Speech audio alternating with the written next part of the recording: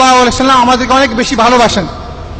এই জন্য উনি বুখারীর সহিহ হাদিস বলেছেন, ফাইদা সাআলতুমুল্লাহ ফাসআলুহুল ফিরদাউস ফাইন্নাহু আওসাতুল জান্নাহ ওয়া আ'লাল জান্নাহ ওয়া ফাওকাহু আরশুর রহমান ওয়া মিনহু তাফাজ্জুরু আনহারুল জান্নাহ। বুখারীর হাদিস। রাসূলুল্লাহ সাল্লাল্লাহু আলাইহি ওয়াসাল্লাম বলতেছেন, তোমরা যদি আল্লাহর কাছে জান্নাত চাও তাহলে জান্নাতুল ফিরদাউস চাবে। কারণ কি? সেটা সমস্ত জান্নাতের সেন্টার। যেভাবে পৃথিবীতে কাবা ঘরটা সেন্টার, কেবলা আমাদের সেন্টার, ঠিক তেমনিভাবে জান্নাতের জগতে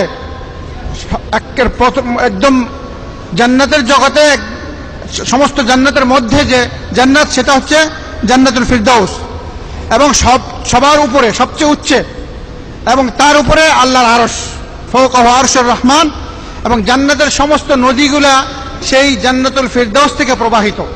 তো কাজেই আমাদের যে মূল উদ্দেশ্য এটা জানতে হবে যে আমাদের সবচেয়ে বড় সফলতা পরকালে সেটা হচ্ছে 1 নম্বর জাহান্নামের আগুন থেকে মুক্তি পাওয়া, 2 নম্বর বিনা হিসাবে বিনা আযাবে জান্নাত পাওয়া, 3 নম্বর হচ্ছে জান্নাতুল ফিরদাউস হাসিল করা। এই লক্ষ্যকে সামনে রাখে আমাদের 2টা শর্ত প্রথম পূর্ণ করতে হবে। যদি জান্নাতুল ফিরদাউসে আমরা যাইতে চাই, 2টা বড় বড় শর্ত। সেটা হচ্ছে 1 নম্বর হচ্ছে শিরিক মুক্ত ঈমান আকীদা। শিরিক মুক্ত ঈমান আকীদা, এটা 1 নম্বর। 2 নম্বর হচ্ছে বেদাত মুক্ত ইবাদত বন্দেগী। বেদাত মুক্ত ইবাদত বন্দেগী, এটা আমার কথা না, স্বয়ং আল্লাহ রাব্বুল আলামিন বলেছেন। 1 নম্বর শিরিক মুক্ত ঈমান আকীদা, 2 নম্বর বেদাত মুক্ত ইবাদত বন্দেগী। এটার প্রমাণ কি? সেটা হচ্ছে সূরা কাহাফের 107 নম্বর আয়াত, যেখানে আল্লাহ তাআলা ফেরদাউসের কথা উল্লেখ করেছেন। যদি কোনো মানুষ শিরিক মুক্ত ঈমান আকীদা নিয়ে আল্লাহর সাথে সাক্ষাৎ করে কিয়ামতের দিন, এবং বেদাত মুক্ত ইবাদত বন্দেগী নিয়ে সে হাশরের ময়দানে আল্লাহর সম্মুখে হাজির হয়, তাহলেই তার জন্য জান্নাতুল ফিরদাউস। আল্লাহ তাআলা বলতেছেন, আউযু বিল্লাহি মিনাশ শাইতানির রাজীম, ইন্নাল্লাযীনা আমানু ওয়া আমিলুস সালিহাতি কানাত লাহুম জান্নাতুল ফিরদাউসি নুজুলা। আল্লাহ রাব্বুল আলামিন বলতেছেন, অবশ্যই ইন্নাল্লাযীনা আমানু, আমানু ঈমান আকীদা, আপনাকে শিরক মুক্ত যে নাকি ঈমান নিয়ে যাবে শিরিক মুক্ত, সেটাই ঈমান, যার আকীদা ঈমানে কোনো ধরনের শিরিক থাকবে না। তাহলে এটা প্রথম শর্ত, যে আল্লাহর সঙ্গে সাক্ষাতের সময় শিরিক মুক্ত ঈমান আকীদা নিয়ে মারা যাবে। এটা 1 নম্বর শর্ত। ওয়া আমিলুস সালিহাত, এবং সালিহাত মানে নেক আমল, উত্তম আমল, সেটা থাকতে হবে বিদআত মুক্ত। অর্থাৎ বিদআত মুক্ত ইবাদত বন্দেগী নিয়ে যদি মানুষ আল্লাহ রাব্বুল আলামিনের সাথে কিয়ামতের দিন সাক্ষাৎ করে, তাহলে আল্লাহ রাব্বুল আলামিন অবশ্যই তাকে জান্নাতুল ফিরদাউস দিবেন। এটা সরাসরি আল্লাহ রাব্বুল আলামিন এই সূরা কাহাফের 107 নম্বর আয়াতে বর্ণনা করেছেন।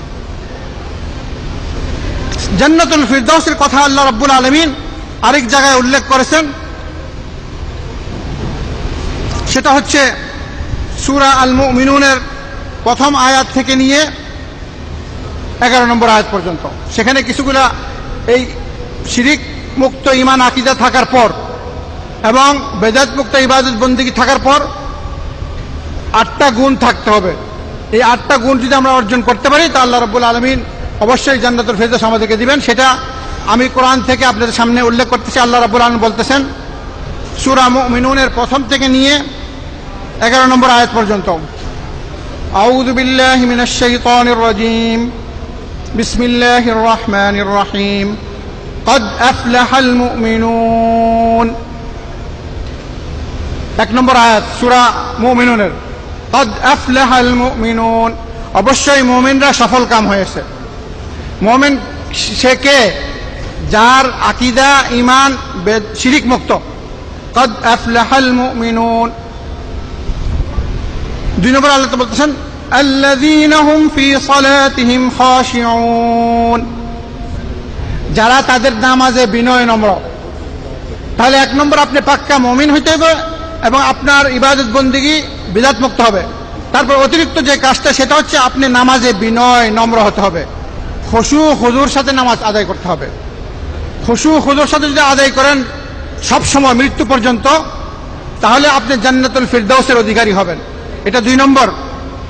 3 নম্বর হচ্ছে ওয়াল্লাযীনা হুম আনিল লাগওয়ি মুরিদুন, যারা নাকি অযথা কথা, অযথা কাম থেকে নিজেকে পরহেজ করে।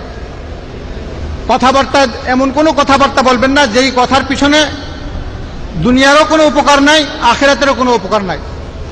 কথা বললে হয় আপনি এমন কথা বলবেন যেই কথার মাধ্যমে আপনি হয় দুনিয়ার হালাল পয়সা কামাইতে পারবেন, অথবা আখিরাতের আপনি সওয়াব অর্জন করতে পারবেন। এছাড়া যদি যত কথা বলা হয় সবগুলাই অযথা কথা, তো তাদের মধ্যে এই গুণটা থাকতে হবে যারা অযথা কথা এবং কাম করে না। 3 নম্বর আল্লাহ তাআলা বলতেছেন ওয়াল্লাযীনা হুম লিয-যাকাতি ফাঈলুন, যারা সম্পদশালী তারা যাকাত আদায় করবে সঠিকভাবে।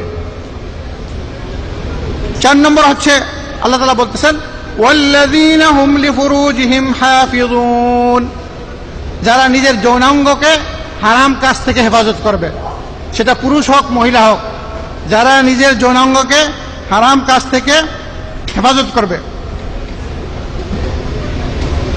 6 নম্বর হচ্ছে ওয়াল্লাযীনা হুম লিআমানাতিহিম ওয়া আহদিহিম রাউন, যারা আমানতের খেয়ানত করবে না, আমানত আদায় করবে।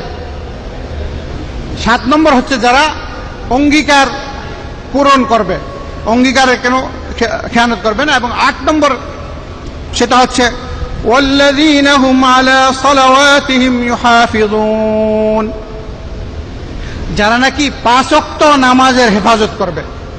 প্রথম যে বলা হয়েছে নামাজে খুশু খুজু, আরেকটা বলা হচ্ছে যে 5 ওয়াক্ত নামাজের হেফাজত। নামাজের হেফাজতের অর্থ হচ্ছে নামাজকে সময় মতো আদায় করা এবং জামাতের সাথে আদায় করা, এবং নামাজের রুকুনগুলো আদায় করা, নামাজের ওয়াজিবগুলো আদায় করা, নামাজের সুন্নতগুলা।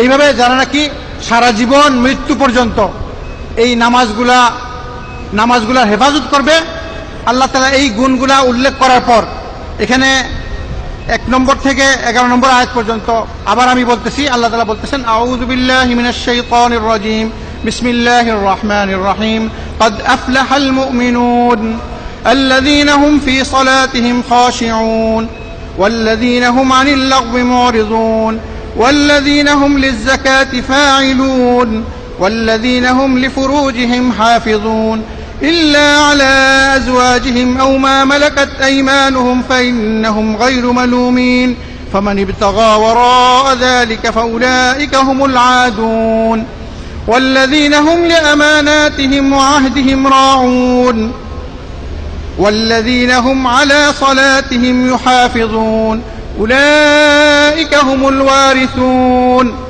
এই 8টা গুণকে যারা পূরণ করবে আল্লাহ তাআলা বলতেছেন উলাইকা হুমুল ওয়ারিসুন, তারা উত্তরাধিকারী। কিসের উত্তরাধিকারী? আল্লাযীনা ইয়ারিসুনাল ফিরদাউসা হুম ফিহা খালিদুন, যারা নাকি জান্নাতুল ফিরদাউসের উত্তরাধিকারী এবং সেখানে তারা অনন্তকাল থাকবে, সেখানে তারা অনন্তকাল থাকবে। তাহলে এই 8টা গুণ আপনারা মুখস্থ রাখবেন এবং এই 8টা গুণ অতিরিক্ত আমাদের করতে হবে। আমাদের 2টা শর্ত পূরণ করতে হবে। একটা হচ্ছে, প্রথমটা হচ্ছে শিরিক মুক্ত ঈমান আকীদা, দ্বিতীয় শর্ত হচ্ছে বেদাত মুক্ত ইবাদত বন্দেগী। এই 2টা শর্ত পূরণ করলে আল্লাহ তাআলা আপনাকে জান্নাতুল ফিরদাউস দিবেন। সাথে এই 8টা অতিরিক্ত গুণ থাকতে হবে, সেটা হচ্ছে খাঁটি ঈমানদার হতে হবে, বিনয় নম্রের সাথে আপনাকে নামাজ পড়তে হবে 2 নম্বর। 3 নম্বর অযথা কাজ থেকে নিজেকে হেফাজত করতে হবে। 4 নম্বর যাকাত আদায় করতে হবে। 5 নম্বরে হচ্ছে যৌনাঙ্গকে হেফাজত করতে হবে। 6 নম্বর আমানত পূরণ করতে হবে। 7 নম্বরে প্রতিশ্রুতি পূর্ণ করতে হবে এবং 8 নম্বরে হচ্ছে সমস্ত নামাজগুলোর হেফাজত করতে হবে। সমস্ত যারা এই কাজটা করবে তারাই উত্তরাধিকারী। কিন্তু তার সাথে আরেকটা শর্ত রয়েছে, সেটা হচ্ছে যে সমস্ত কাজের ব্যাপারে আল্লাহ তাআলা বলছেন জান্নাতে প্রবেশ করবে না, যে সমস্ত কবিরা গুনাহ যদি মানুষ করে, এমন কোন কবিরা গুনাহ যেগুলো আল্লাহ তাআলা বলছেন লা ইয়াদখুলুল জান্নাহ, তারা জান্নাতে প্রবেশ করবে না, এই ধরনের যদি কবিরা গুনাহ মানুষ করে থাকে তাহলে এই আমলগুলো তার নষ্ট হয়ে যাবে, প্রথমবারে সে অবশ্যই জাহান্নামে প্রবেশ করবে। এই জন্য আমাদেরকে খেয়াল রাখতে হবে যে সমস্ত কবিরা গুনাহ, যেগুলোর ব্যাপারে আল্লাহ রাব্বুল আলামিন উল্লেখ করেছেন যে জাহান্নামে প্রবেশ করবে, জান্নাতে প্রবেশ করবে না। যেভাবে হাদিসে আছে লা ইয়াদখুলুল জান্নাতা নাম্মাম, যে চুগলখড়ি করে সে জান্নাতে যাবে না। তাহলে সে যদি তৌহিদ তার থাকে, তৌহিদ আছে, ঈমানও আছে, কিন্তু সে চুগলখড়ি করে থাকে, তাহলে সে প্রথমবারে জাহান্নামে যাবে। কারণ আল্লাহ তাআলা বলেছে লা ইয়াদখুলুল জান্নাতা নাম্মাম, যে চুগলখড়ি করে সে জান্নাতে প্রবেশ করবে। তাহলে কিয়ামতের দিন সে যদি তওবা ছাড়া মারা যায়, এই চুগলখড়ি নিয়ে, তার তৌহিদ থাকলে, নেক আমল থাকলেও অবশ্যই সে সর্বপ্রথম জাহান্নামে প্রবেশ করবে, তারপর শাস্তি ভোগ করে তারপরে সে জান্নাতে যাবে। কিন্তু এই যাওয়াটা তার জন্য পরাজয়, কারণ আল্লাহ তাআলা আগেই বলে দিয়েছেন যে প্রথমবারে জান্নাতে যাবে সে বিজয়ী। হাদিসে আসছে রাসূলুল্লাহ বলেছেন লা ইয়াদখুলুল জান্নাতা কাতিউর রাহিম, আত্মীয়তা ছিন্নকারী জান্নাতে যাবে না। আত্মীয়তা ছিন্নকারী কি জাহান্নামে যাবে না। তাহলে এই অবস্থায় সে যদি তওবা ছাড়া মারা যায়, তাহলে অবশ্যই সে প্রথম জাহান্নামে যাবে। সহিহ হাদিসে রাসূলুল্লাহ বলেছেন যে বনি ইসরাইল ৭১ ভাগে, ইহুদিরা ৭১ ভাগে বিভক্ত হয়েছে, বনি ইসরাইল ৭২ ভাগে বিভক্ত হয়েছে, আমার উম্মত ৭৩ ভাগে বিভক্ত হবে, এবং এই ৭২ ভাগ জাহান্নামে যাবে। তিনি রসুলের ঘোষণা জাহান্নামে যাবে। এই ক্ষেত্রে অবশ্যই তারা জাহান্নামে যাবে যদি তওবা ছাড়া মারা যায়, তারপর জান্নাত থেকে বাইরে হবে, জাহান্নাম থেকে বাইরে তারপর জান্নাতে যাবে। তাহলে আমাদের এমন কোনো কাজ করা যাবে না যেই কাজের জন্য হাদিসে বলা হয়েছে যে লা ইয়াদখুলুল জান্নাহ, জান্নাতে সে প্রবেশ করবে না। এই সমস্ত